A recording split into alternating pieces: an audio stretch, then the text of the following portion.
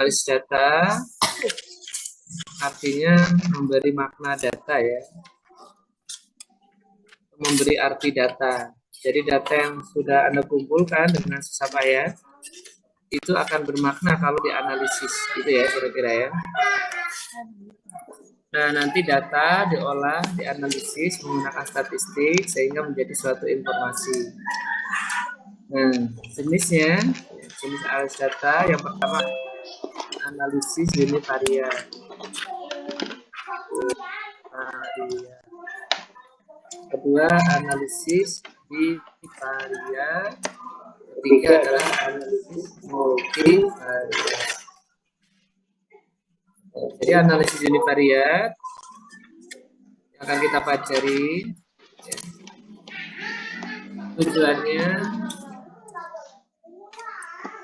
secara tujuan yang pertama adalah menggambarkan atau mendeskripsikan ya, mendeskripsikan setiap variabel yang diteliti.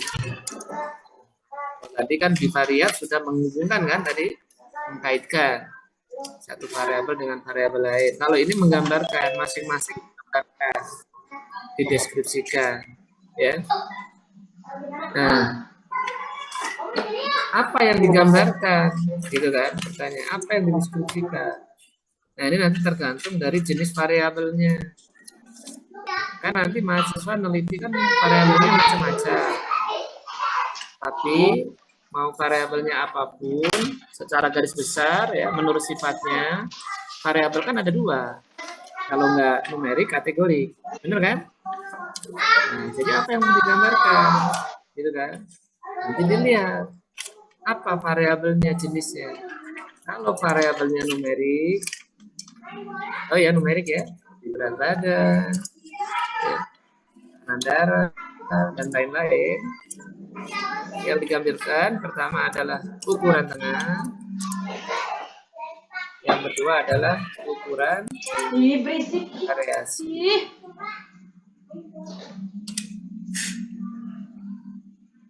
Nah, nanti kalau misalnya variabelnya kategori gimana?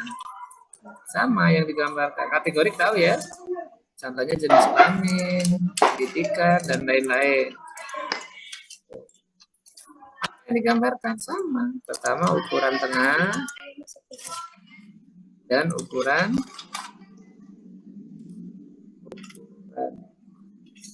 tengah dan ukuran variasi. Prinsipnya nggak sama, nggak apa. Gitu ya. Nah, sekarang kita bahas dulu yang numerik. Kalau variabelnya numerik, apa ukuran tengahnya? Gitu kan? Iya, coba.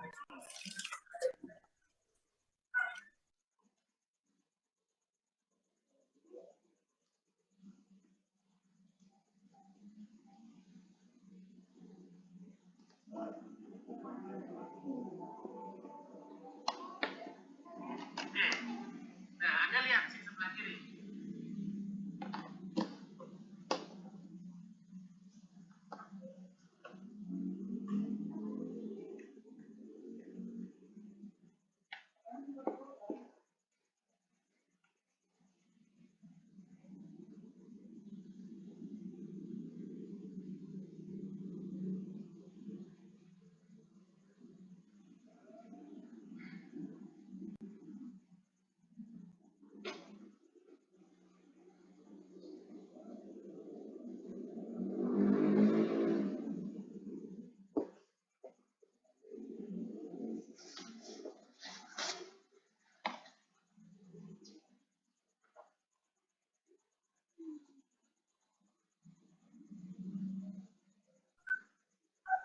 Oke, saya lanjutkan. Nah, kalau variabelnya numerik, apa ukuran tengahnya? Pertama min atau rata-rata. Kedua median. Median itu nilai tengah yang membagi data menjadi dua bagian. Ya.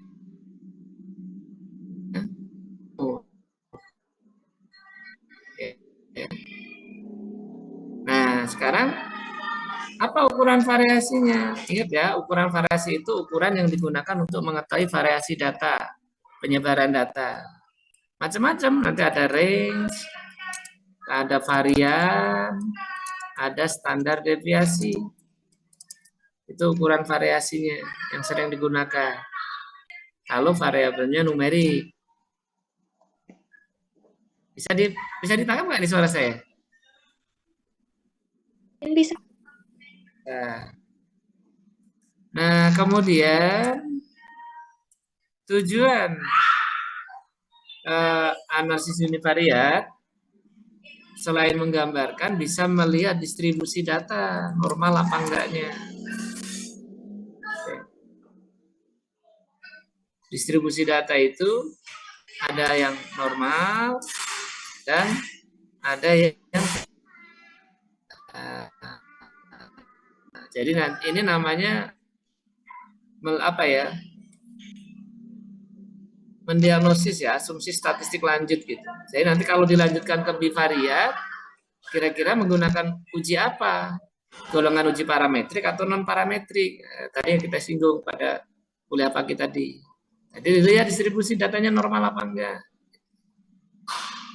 Nah, bagaimana untuk melihat distribusi data normal enggaknya?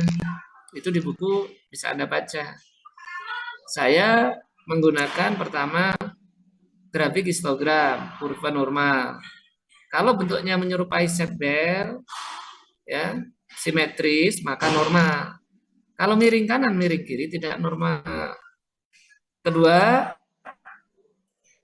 saya menggunakan perbandingan nilai squeeness yang sering saya gunakan. Dibagi standar errornya. Standar errornya squeeness. Ini kalau sudah dibagi, ketemu nilainya kurang dari 2, kurang atau sama dengan ya,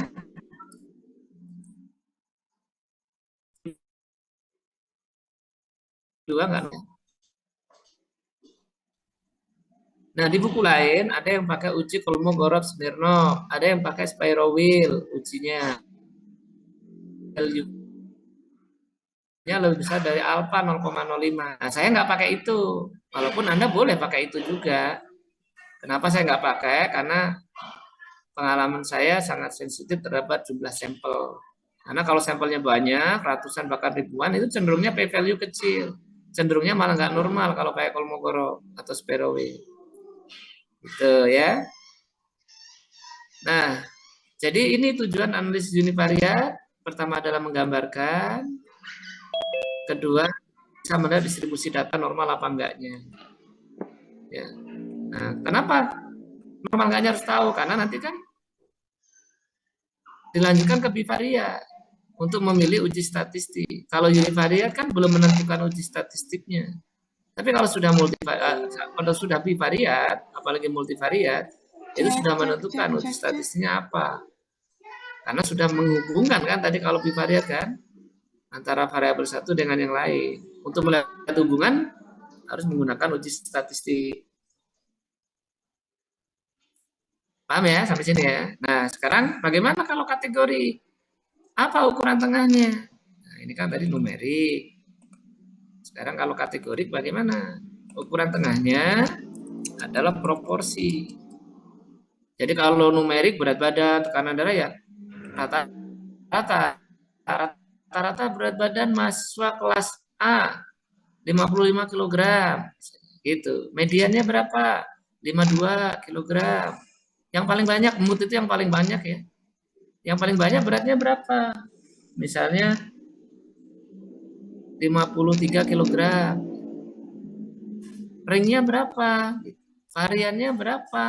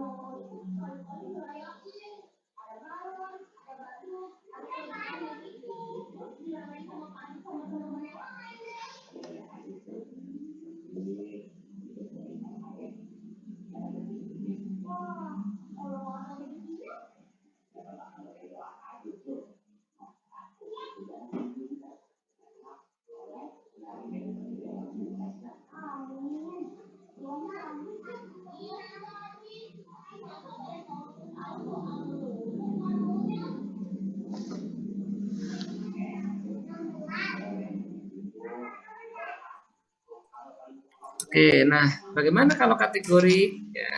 Kategori ukuran tengahnya proporsi atau persentase ya.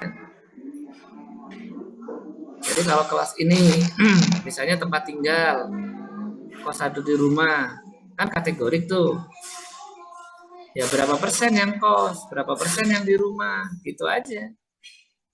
Ya. Nanti disimpulkan sebagian besar kos atau di rumah. Ukuran variasinya apa? Sama, proporsi juga atau persentase.